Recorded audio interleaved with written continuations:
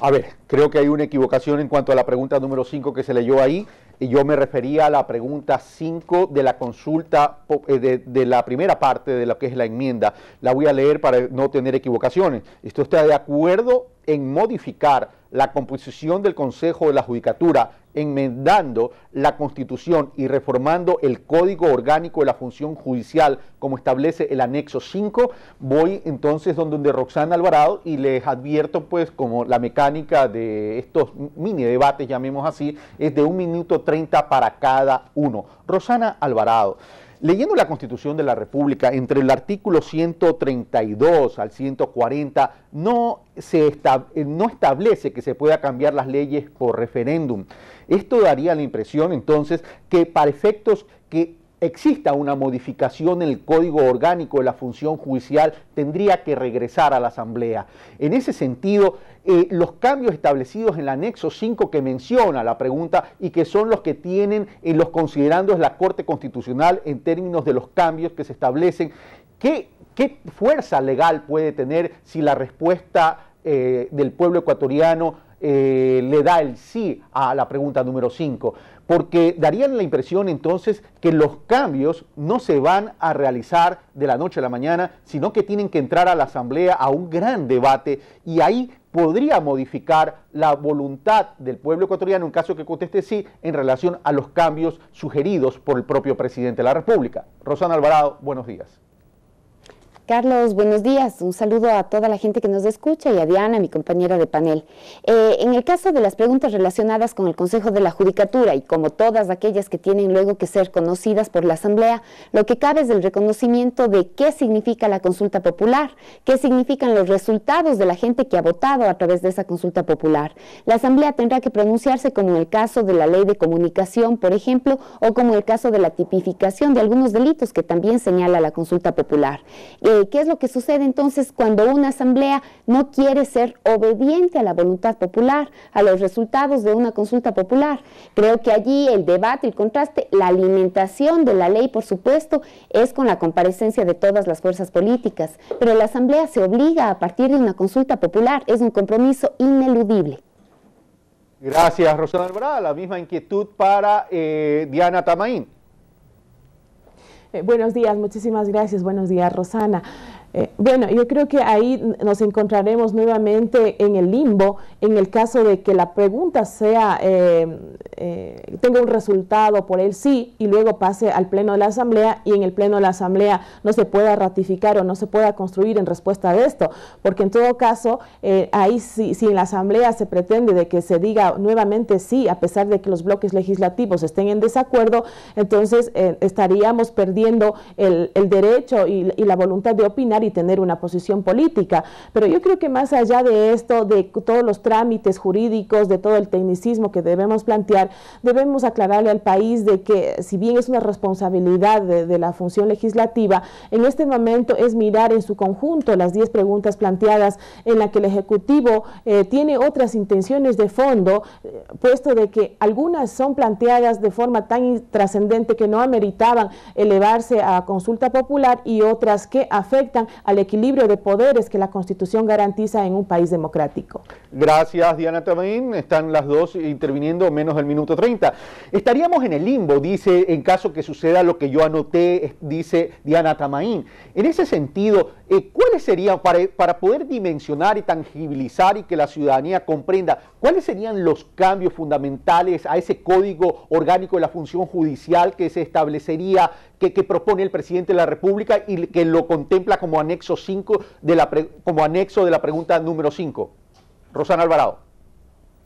Bueno, en el tema de la justicia creo que son varias las preguntas que la gente ya las tiene respondidas. Esperará el voto del 7 de mayo, pero sabe, reconoce, plantea un cambio impostergable en el sistema de administración de justicia. Todas las tareas, las funciones, las facultades y atribuciones que se establecen para los jueces y también para el Consejo de Disciplina de Administración, que es el Consejo de la Judicatura, no ha servido de nada por la falta, por la ausencia de una verdadera voluntad voluntad y vocación que tenga el Consejo de la Judicatura en reformar todo el sistema de administración de justicia. Tenemos jueces en la ciudad de Guayaquil, uno, por ejemplo, que ha dejado caducar 700 veces la prisión preventiva.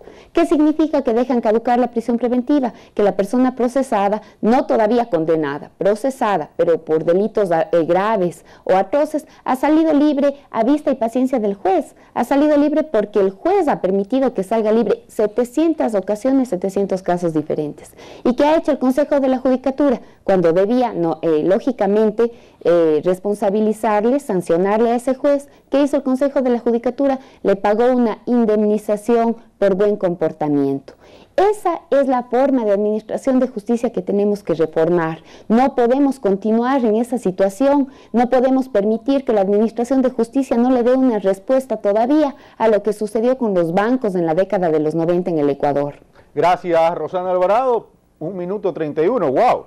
Vamos donde Diana Atamaín. Diana Atamaín, Rosana Alvarado dice que lo que hay que mejorar es la operatividad del sistema judicial para tener un sistema tremendamente eficiente, y su respuesta entonces guardaría concordancia con lo que establece la pregunta número 5 en términos de cambiar la conformación del Consejo de la Judicatura. Y aquí esa conformación lo que establece es que serán elegidos en ternas enviadas por el presidente de la Corte Nacional de Justicia, quien lo presidirá además el fiscal general del Estado, un defensor público y por la función ejecutiva y por la Asamblea Nacional. Esta conformación le daría esa operatividad al sistema judicial que sea más eficiente para evitar estas 700 caducidades de prisión preventiva que puso como ejemplo Rosana Alvarado. Primero hay que aclarar que creo que ningún ecuatoriano está en contra de que el sistema de justicia debe mejorar, un sistema colapsado, un sistema corrupto que ha desembocado en una inseguridad, sobre todo en las grandes ciudades y en las pequeñas también, donde la vida tranquila, el buen vivir y no se avisora en absoluto. Por eso es que todos reclamamos este punto. El movimiento Pachacuti y las fuerzas de izquierda que decimos no a esta pregunta, lo decimos no a la propuesta de cambio, sino a la forma como se cree que se va a cambiar este sistema corrupto. El sistema corrupto de la justicia que se encuentra en este momento vigente es precisamente porque se ha utilizado esas metodologías anteriores que son idénticas a la que se propone en la consulta para reestructurar supuestamente toda la operación de justicia. Cuando el presidente Correa y cuando todos los ecuatorianos votamos por la nueva Constitución, era una novedad importante que el Consejo de Participación Ciudadana emprenda esta responsabilidad de nombrar a las autoridades de control de forma independiente y con veeduría ciudadana. Ahora se retrocede en estos derechos y garantías al momento en que nuevamente un delegado de la Asamblea, un delegado del Ejecutivo sean los responsables de reestructurar el Consejo de la Judicatura. Es decir, estamos retrocediendo a las prácticas antiguas y nada nos garantiza que estas personas tendrán toda la imparcialidad y toda la responsabilidad ante el país de no responder a los intereses del Ejecutivo. Gracias, Diana Tamín. 1 minuto 01. Rosana Alvarado, las metodologías anteriores son iguales a las planteadas por la consulta. Dice Diana Tamaín, ¿cómo entonces asegurar al pueblo ecuatoriano o a quien pueda tener una duda que esta metodología sí va a blindar, proteger la transparencia y la honestidad del sistema judicial en términos no solo de la designación del Consejo de la Judicatura, sino también en la determinación más adelante de los nuevos jueces? Rosana Alvarado. A ver. Esta es una de las protestas que también la plantean los académicos, por ejemplo. Yo devuelvo la pregunta, ¿por qué no plantean esa misma protesta cuando los profesores universitarios tienen que ser sancionados, vigilados o controlados por el Consejo Universitario? A nadie le parece que entonces el Consejo Universitario no tenga plenas facultades, como también las tiene el Consejo de Administración Legislativa, por ejemplo, para sancionar a un asambleísta dentro de la Asamblea Nacional.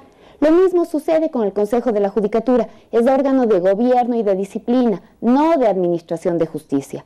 Eso lo continúan haciendo los jueces. ¿Qué queremos hacer? Que el Ejecutivo tenga un delegado dentro de ese sistema disciplinario, dentro de ese sistema administrativo y de disciplina del Consejo de la Judicatura. ¿Por qué? Porque es quien le entrega el presupuesto. el Ejecutivo le entrega el presupuesto, le entrega el dinero, queremos saber cómo ejecutan este presupuesto, que la Asamblea también tenga su delegado, porque la Asamblea aprueba ese presupuesto y también fiscaliza el cumplimiento del presupuesto y de las funciones que la Constitución y la ley le atribuyen al Consejo de la Judicatura.